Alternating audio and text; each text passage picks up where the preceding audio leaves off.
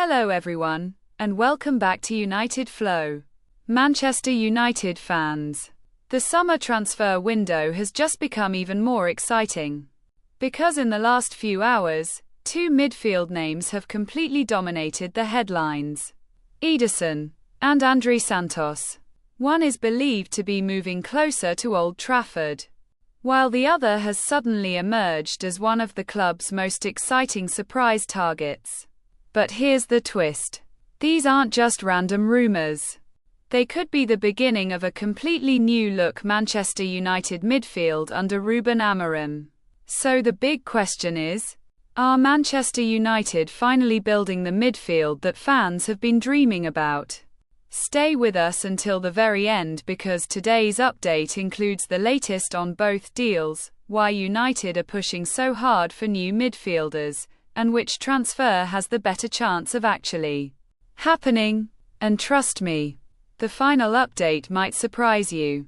Before we begin, if you love Manchester United and want the fastest transfer updates every single day, make sure you hit the subscribe button, turn on notifications, and join the United Flow family.